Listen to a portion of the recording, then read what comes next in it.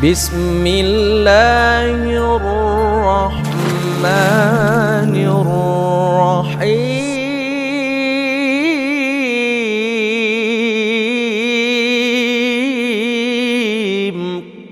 Alhamdulillah wassalatu wassalamu ala Rasulillah wa ala alihi wa sahbihi wa mawalah wa la hawla wa la quwata illa billahi wa ba'du.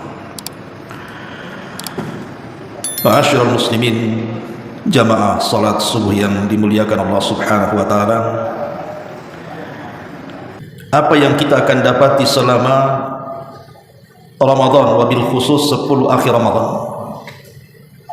Lelah letih di antara kita dalam rangka melaksanakan ibadah kepada Allah Subhanahu wa taala. Ada yang tidak tidur semalam suntuk hanya untuk membaca Quran, qiyamul lail, zikir dan begitu seterusnya. Terutama di tanggal-tanggal ganjil. Namun ibadah itu tidak ada yang sia-sia. Semua akan berpahala di hadapan Allah Subhanahu wa taala. Tapi berbahagialah bagi orang-orang yang mereka ditakdirkan oleh Allah Subhanahu wa taala mendapatkan malam Lailatul Qadar, entah sebagiannya ataukah secara keseluruhannya. Karena mereka akan mendapatkan 7 keutamaan yang tidak didapati orang lain. Apa saja keutamaan yang akan didapati bagi orang-orang yang Allah takdirkan menemukan Lailatul Qadar itu? Yang pertama, al-afu an kulli ma madha. Orang ini akan mendapatkan al-afu, pemaafan dari Allah Subhanahu wa taala akan dosa-dosa yang sudah dilakukan.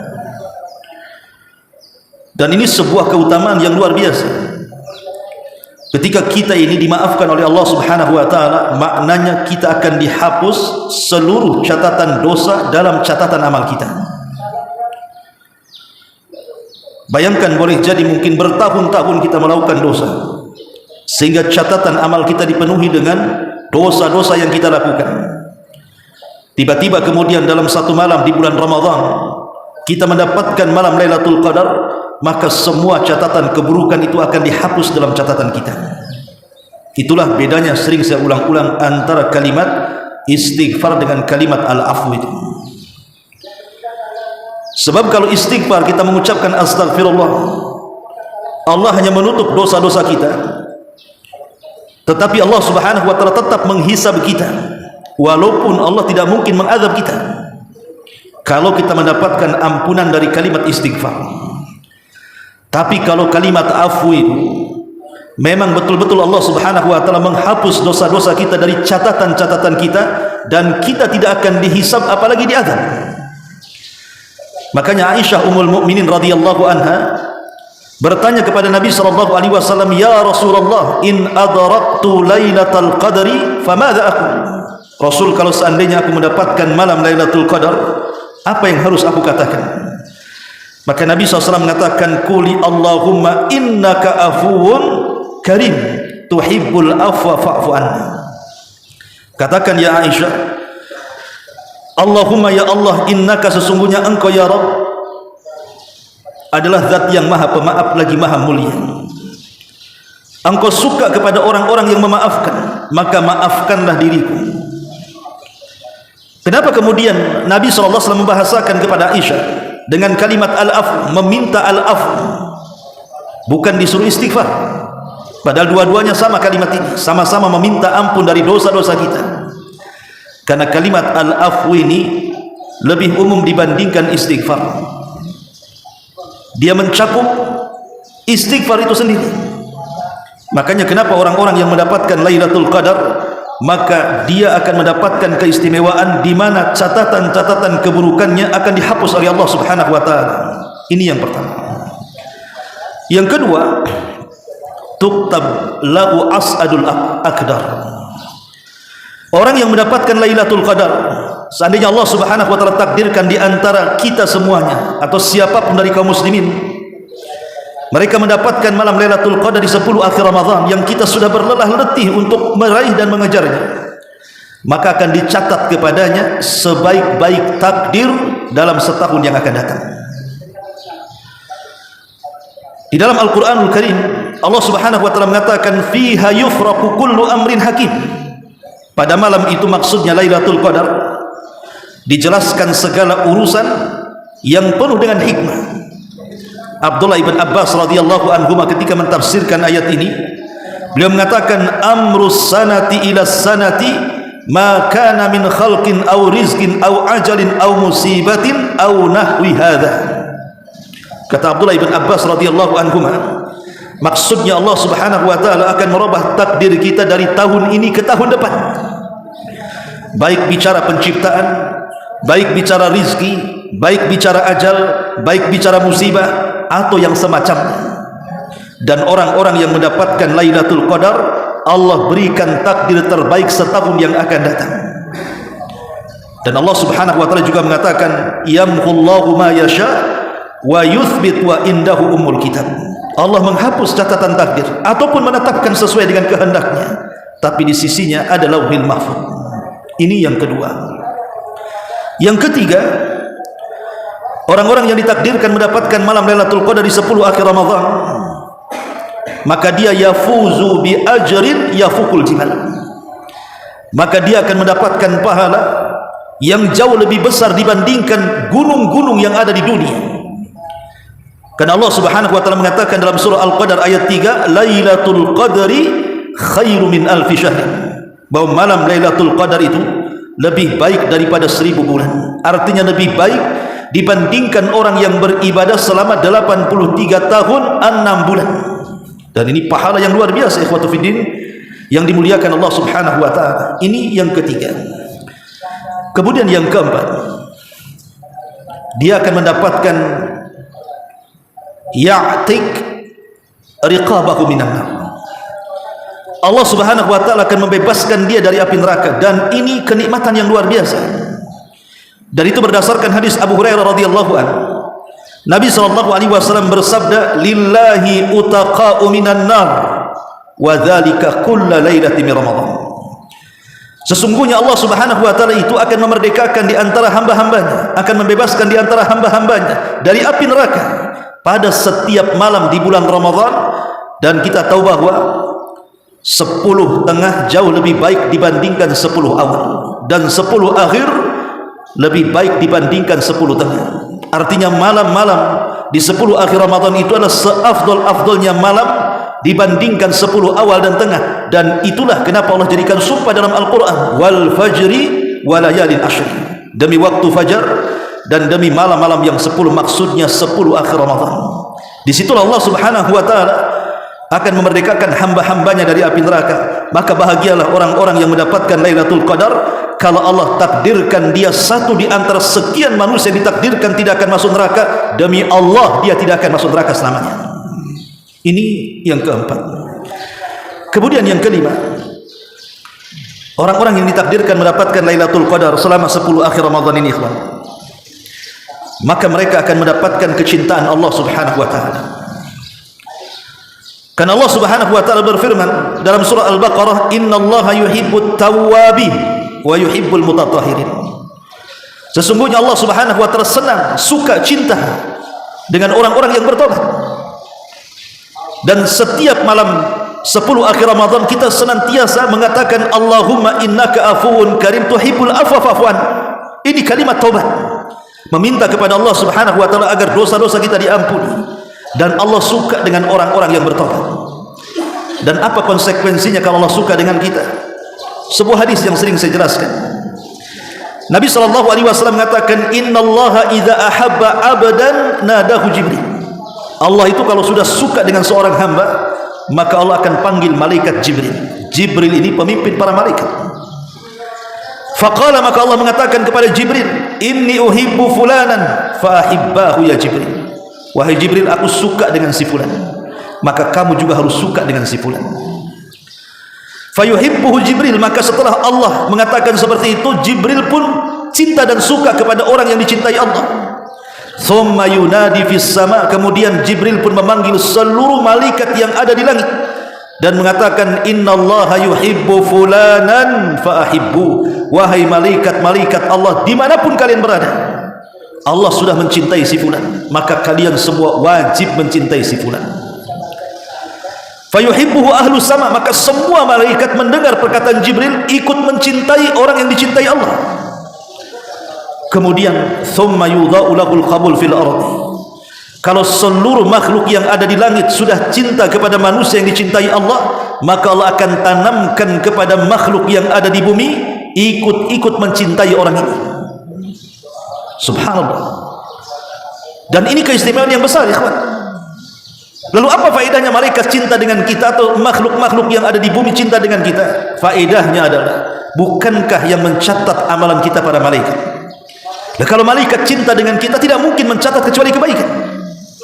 Dan apa faedahnya penduduk bumi cinta dengan kita? Karena tazkiyah mereka itu bermanfaat di hadapan Allah, rekomendasi mereka itu bermanfaat di hadapan Allah Subhanahu wa ta'ala. Karena di zaman Rasul ada 2 jenazah yang lewat, yang satu jenazah dipujinya, yang satu jenazah dicelanya. Kemudian Rasul mengatakan wajabat, wajib keduanya akan mendapatkan. Sahabat bertanya, apa yang mengatakan Anda wahai Rasul wajabat? Keduanya wajib akan mendapatkan itu. Maka Rasul mengatakan, adapun jenazah yang pertama yang dipuji manusia, wajabat lahul jannah, maka dia layak masuk surga. Tapi jenazah yang dicela manusia, wajabat lahun nar, maka dia dipastikan masuk neraka. Lihat, rekomendasi orang-orang baik di dunia ini menjadikan keberuntungan bagi kita. Dan orang-orang yang mendapatkan malam terbaik dalam 1 bulan di bulan Ramadan ini, maka mereka akan mendapatkan predikat kecintaan Allah kepadanya. Ini yang kelima. Kemudian yang keenam, bahwa orang-orang yang mendapatkan malam terbaik di bulan Ramadan, Lailatul Qadar di 10 akhir Ramadan ini, yang sudah lelah letih dihabiskan untuk beribadah kepada Allah Azza wa Jalla, maka insya Allah Subhanahu wa ta'ala akan masukkan dia ke dalam surga. Karena ada ayat yang mengatakan, faman zuhziha 'anil nar wa udkhilal jannah faqad faz wa mal hayatud dunya illa mata'ul ghurur. Ketika orang ini dibebaskan dari api neraka, dan di bulan Ramadan ada orang-orang yang dibebaskan dari api neraka, kalau dia sudah terbebas dari api neraka, masuknya ke mana? Masuknya ke surga. Karena di akhirat cuma ada 2 tempat saja. Kalau tidak masuk neraka, ya masuk surga. Dan surga itu adalah tempat yang Rasul katakan, a'dadtu li ibadis salihin ma la 'ainun ra'at wa la udhunun sami'at wa la khatara ala qalbi bashar.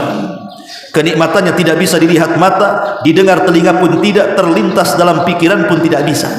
Saking indahnya. Dan yang terakhir, ini yang paling penting, dia akan mendapatkan redha Allah Subhanahu wa ta'ala. Ketika seorang hamba itu dimaafkan oleh Allah Subhanahu wa ta'ala, berarti dia akan mendapatkan redhanya. Ketika Aisyah radhiyallahu anha diajarkan Nabi sallallahu alaihi wasallam untuk membaca Allahumma innaka afuwun karim tuhibbul afwa fa'fu anni.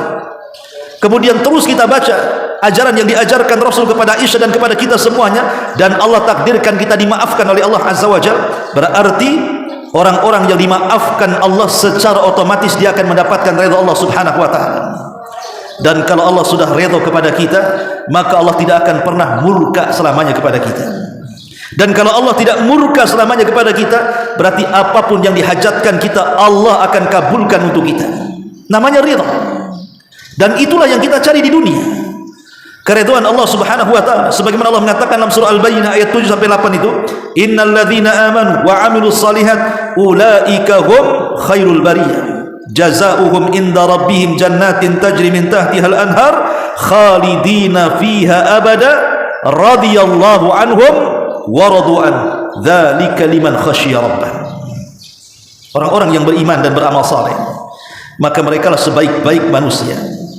Balasan mereka sorga-sorga Aden yang mengalir di bawahnya sungai-sungai, dan mereka akan dikekalkan selama-lamanya. Allah redha kepada mereka dan mereka pun redha kepada Allah. Itulah bagi orang yang senantiasa takut kepada Rabbnya. Ma'asyiral muslimin yang dimuliakan Allah Subhanahu wa ta'ala, inilah 7 perkara bagi orang-orang, atau kebahagiaan bagi orang-orang yang sukses dan berhasil menghidupkan 10 malam akhir Ramadan. Maka berbahagialah walaupun kita lelah letih selama 10 akhir Ramadan. Ada yang beriktikaf, ada yang menghabiskan salat malam, ada yang menghabiskan dengan tarawih, ada yang menghabiskan dengan zikir dan doa, baca Quran dan sedekah, dan begitu seterusnya. Tapi lihat bagaimana tidak ada yang sia-sia, semua ada balasan di hadapan Allah Subhanahu wa ta'ala. Ma'asyiral muslimin yang dimuliakan Allah Azza wa Jalla, sebagai nasihat akhir, Kalau Allah Subhanahu wa taala takdirkan besok Idul Fitri, artinya kajian subuh Ramadan ya, sampai di sini. Tapi bukan berarti kemudian tidak ada kajian setelah Ramadan, tetap ada. Yang ingin saya sampaikan adalah ada beberapa kemungkaran yang terjadi saat pelaksanaan salat Id. Pertama, jangan sampai ada ikhtilat antara laki-laki dan perempuan, dan itu yang banyak. Islam melarang ikhtilat, tidak boleh ikhtilat campur baur laki-laki dan perempuan. Yang kedua, menghabiskan Id itu dengan hal-hal yang sifatnya sia-sia, menyetel musik keras-keras, kadang-kadang bercanda yang berlebihan, maka ini sangat dilarang. Kemudian yang ketiga, sebagian manusia terutama dari kalangan wanita, kadang-kadang mereka tidak menjaga penampilan. Keluar dari rumah itu kadang-kadang tabarruj, ataupun terkadang mereka memakai wewangian-wewangian yang terkadang memfitnah laki-laki, dan itu sangat dilarang. Kalau anda ingin keluar ke tanah lapang ataupun ke masjid untuk melaksanakan salat Id, maka sewajarnya ikuti syariat Islam, pakai pakaian yang sopan, yang syar'i. Jangan sampai kemudian keluar mendapatkan laknat Allah Subhanahu wa taala. Kemudian yang keempat, terkadang ada di antara kita ini yang tidak tidur di malam Id. Kalau memang dia petugas zakat, wajarlah mungkin, karena ada hal yang dilaksanakan dia dari kebaikan, mengantarkan zakat fitrah ke sana kemari kepada fuqara wal masakin. Tapi ada sebagian kita ini kadang-kadang sengaja tidak tidur. Tidurnya itu sudah jam 3, jam 4, sudah mendekati waktu subuh. Akhirnya kemudian terlalaikan pula dia salat subuh, ngantuk pula bagi yang salat, itu bagi yang salat. Kebanyakan tidak salat, ikhwan. Anehnya salat Id mereka salat, subuh pula dia tak salat. Kan aneh itu. Ma'asyiral muslimin yang dimuliakan Allah Azza wa Jalla. Ataupun sebagian orang itu mengkhususkan ziarah kubur. Ziarah kubur itu sunnah, ikhwan. Sunnah hukumnya. Kata Nabi SAW, kuntu nahaitukum an ziyaratil kubur fazuruha fa innaha tudzakirukumul akhirah. Dulu kata Rasul, kularang kalian ziarah kubur, tapi sekarang berziarah, karena itu bisa mengingatkan kalian dengan akhirat. Dan ziarah kubur ini sangat ditekankan bagi laki-laki, tetapi bagi kaum wanita tidak boleh sering-sering ziarah kubur, kan ada hadis laknat kepada mereka. Kata Rasul, la'anallahu zawaratil kubur. Allah melaknat wanita-wanita ziarah kubur. Kata Syekh Albani rahimahullahu taala, kalimat zawarat bagian daripada siyagul mubalaghah dalam bahasa Arab, itu kalimat yang berlebih-lebihan. Berarti yang dilarang itu yang berlebih-lebihan. Kalau sekali dua kali tidak ada masalah. Tapi bagi laki-laki maka sangat disunnahkan kapanpun, tapi jangan dikhususkan, karena mengkhususkan sebuah ibadah itu perlu dalil. Ini yang selanjutnya. Kemudian juga al-israf, kemudian wat tabdzir. Yang nomor 6, terkadang di antara kita ini israf wa tabdzir, menghambur-hamburkan harta, menghambur-hamburkan dunia, kan, menghambur-hamburkan makanan. Maka ini juga dilarang. Coba kita lihat, ada orang-orang yang kadang-kadang bertamu maaf, kemudian diberikan minuman kaleng atau apa, kadang-kadang kemudian diminum sedikit dibuang. Tabdzir, ikhwan, tidak boleh. Karena bagaimanapun Allah Subhanahu wa taala mengatakan, kalau kita melakukan hal yang seperti itu, kita ini sama dengan temannya setan itu. Maka hindari tabdzir ini. Kalaupun diberikan minum, ya secukupnya, jangan sampai dibuang, atau makanan jangan sampai dibuang. Karena Idul Fitri ini kadang-kadang dijadikan momen membuang-buang makanan dan minuman. Maka ini sangat dilarang, tidak boleh. Kemudian juga ada sebagian orang yang mereka malah bahagia dengan berlalunya Ramadan. Bahagianya itu aneh. Kenapa? Karena sudah tidak puasa lagi gitu. Jadi bahagia terbebani dengan ibadah, kan aneh itu, terbebani dengan ibadah, malah senang keluar Ramadan itu. Alhamdulillah udah nggak puasa lagi, nggak lapar lagi gitu. Alhamdulillah nggak tarawih lagi, nggak capek lagi, nggak itikaf lagi. Ini kan kebahagiaan ngawur, ikhwan. Ulama salaf itu sedih apabila berlalunya Ramadan, karena mereka sudah tidak ibadah lagi di bulan Ramadan. Makanya ma'asyiral muslimin, ada sebagian orang itu yang senangnya itu aneh gitu ya, malah senang ketika mereka sudah tidak beribadah lagi di bulan Ramadan. Dan ini kemungkaran luar biasa. Termasuk juga salah mengucapkan. Apabila berjumpa dengan orang itu bukan saling mendoakan sebagaimana kebiasaan para sahabat. Kalau berjumpa, taqabbalallahu minna wa minkum, maka jawabannya juga sama, taqabbalallahu minna wa minkum. Ini doa ditiadakan, kalimat yang lain pula kemudian ditampakkan. Ketemu kawannya kosong-kosong ya. Apa maksudnya kosong-kosong ini? Ya. Maksudnya mungkin ya kita nggak ada lagi dosa. Ya. Ini kan kalimat-kalimat apa kosong-kosong maksudnya. Minal aidin wal faizin. Ya, mohon maaf lahir batin, bagus kalimat ini. Tetapi yang lebih bagus lagi adalah takabbalallahu minna wa minkum. Karena ini doa masalahnya. Ya Allah, terimalah amalan kami dan amalan engkau selama Ramadan. Maka dijawab juga, ya Allah terima juga amalan kami dan engkau juga. Kan enak tuh bahasa itu.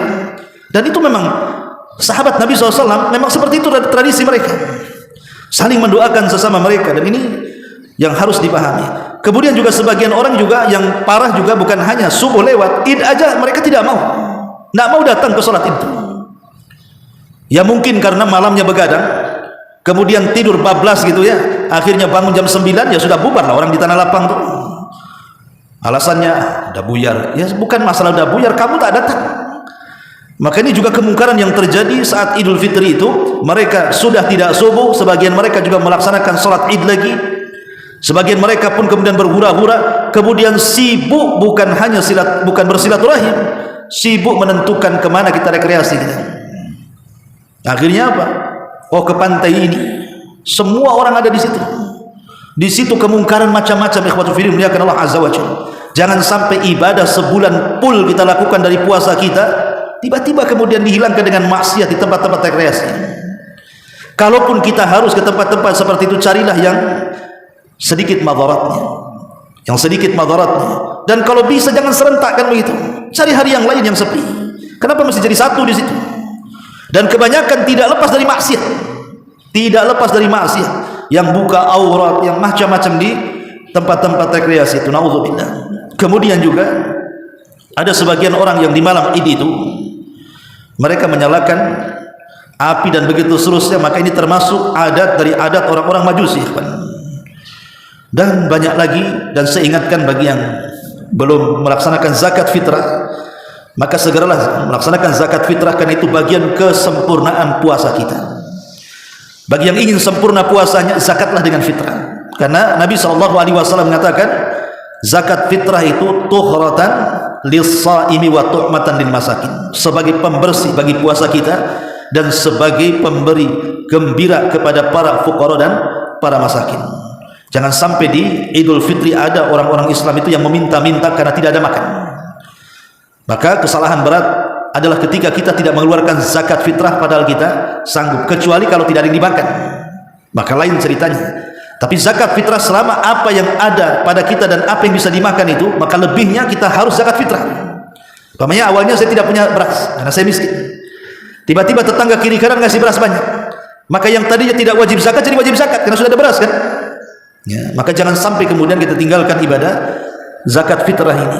Dan tentu setelah Ramadan ada namanya puasa Syawal. Puasa Syawal ini penting, karena puasa Syawal ini Nabi SAW mengatakan, man sama Ramadan thumma atba'a sittan min Syawal kana kasiyami dahri. Siapa yang puasa Ramadan diikuti 6 hari puasa Syawal, maka seolah-olah 1 tahun kita puasa. Siapa yang sanggup 1 tahun puasa? Tapi cukup dengan puasa Ramadan, ikuti dengan 6 hari puasa Syawal, itu sama dengan puasa setiap hari sampai 1 tahun lamanya. Dan ini keistimewaan yang luar biasa yang Allah Subhanahu wa taala anugerahkan kepada kita. Wallahu a'lam bishawab. Subhanaka wa bihamdika asyhadu an la ilaha illa anta astaghfiruka wa atubu ilaik. Allahu taala alam. Assalamualaikum warahmatullahi wabarakatuh.